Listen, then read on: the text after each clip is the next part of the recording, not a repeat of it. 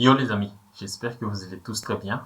Très content de vous retrouver dans cette vidéo et de parler de ce match retour entre Chelsea et le Real. Comme en match aller au Santiago Bernabéu, le Real s'impose encore une fois sur le score de 2 buts à 0 grâce au doublé de Rodrigo sans être dominant dans le jeu. Mais le Real fut en mode Ligue des Champions et il punit ses adversaires dès qu'il a l'occasion pour le faire. Et pour Chelsea, la saison est quasi terminée après cette élimination en Ligue des Champions. Le premier point à souligner, c'est pour Lampard et son équipe, c'est que dans ce match, Chelsea a manqué d'attaquants décisifs.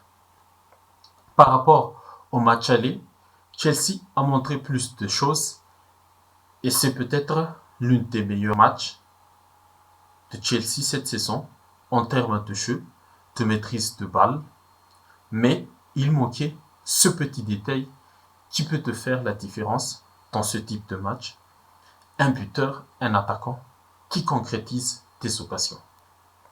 Les Blues ont eu leur chance.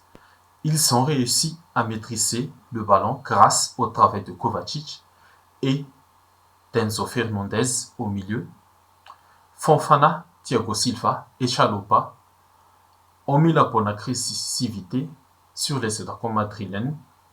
Kanté et Reece James ont été très intéressants sur leur côté droit et Havertz, Gallagher ont essayé, mais les deux qui étaient supposés les attaquants de Chelsea ce soir n'ont pas fait les différences pour déstabiliser ce Real.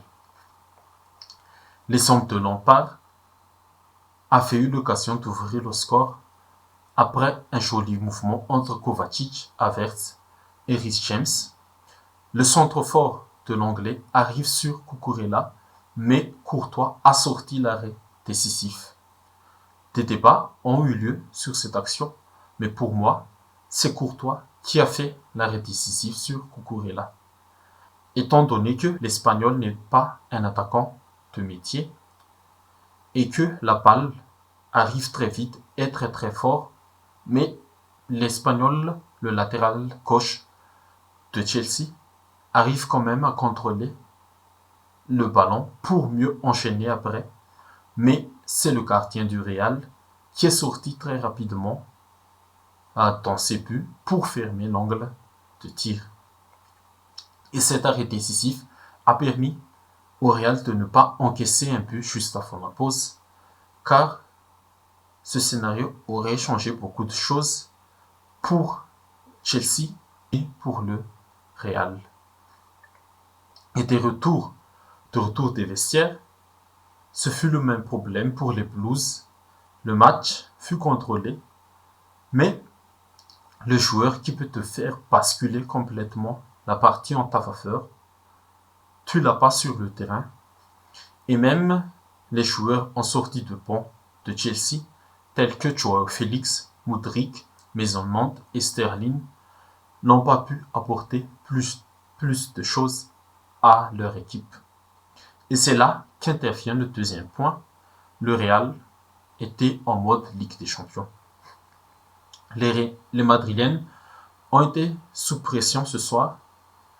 Ils n'ont pas eu le contrôle du jeu comme au match aller, mais on connaît cette équipe, on connaît la force mentale, le caractère, l'histoire qu'elle a avec cette compétition. Même en étant malmené, le Real trouve toujours la solution pour inverser le match en sa faveur. Et tout ça, c'est grâce à un Courtois encore une fois décisif dans ses buts et grâce au réalisme et l'efficacité de ses attaquants, ce qui a manqué terriblement à Chelsea. Le doublé de Rodrigo a illustré tout ça. Cette équipe est bien partie pour chercher sa 15e étoile. Et par rapport à l'année dernière, le Real peut maintenant compter sur Vinicius, Rodrigo, Valverde. Benzema n'est plus le seul vrai danger offensif dans cette équipe. Et défensivement, Courtois est toujours présent. Militao monte en puissance petit à petit. Alaba et Rudiger sont là pour l'accompagner dans l'axe central. Carvajal, je ne sais pas, il renaît toujours de ses cendres quand il est en Ligue des Champions. Et que dire de Camavinga, le couteau suisse madrilène, qui a réalisé encore une fois un match correct sur son côté gauche. Bon, c'est un collectif soudé, c'est un collectif transcendé, faire le même objectif quand ils sont en Ligue des Champions. Maintenant, le Real attend son adversaire en demi-finale et ce sera encore du très lourd, que ce soit Manchester City ou le Bayern. Et dans l'autre match de la soirée, le Napoli et le Milan AC se séparent sur le score de 1 but partout, ce qui a fait l'affaire des Milanais car ils sont qualifiés pour la première fois en demi-finale de la Ligue des Champions depuis 2017. Et c'était l'année de leur dernier sacre aussi. Et bravo aux Milanais pour cette performance. Grâce à votre jeu défensif très solide et l'explosivité de Leao, les Milanais ont encore une fois tenté cette équipe de Naples. Même avec le retour d'Osimhen, Milan a tenu son match. Milan aurait pu même mener 3-0 à la mi-temps. Heureusement que Meret a arrêté le penalty et un tir, une occasion de but très dangereux d'Olivier Giroud. Et encore une fois, un contre-attaque express mené par Leao a piégé les Napolitains. Le Portugais a fait danser tout le reste de la défense de Naples afin de donner, en souriant comme à son habitude, la passe décisive pour le but de Giroud. En deuxième mi-temps, Naples a continué à pousser. Kvaratskhelia a vu aussi son penalty arrêté par Mekmignon. C'est ça aussi la force de ce Milan. Il a un très bon gardien de but, comme le Real avec Thibaut Courtois. Et c'est qu'en fin de match, Osimhen a réussi à égaliser, mais ce fut trop tard pour réaliser le miracle de Naples ce soir. Un très gros bravo pour le Milan. Et pour Spalletti et son équipe, c'est maintenant le moment de valider ce titre qui les tend les bras en Serie A.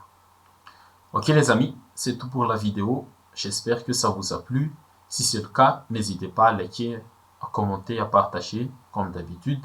Surtout à vous abonner si vous ne l'êtes pas encore. Merci à vous et à la prochaine.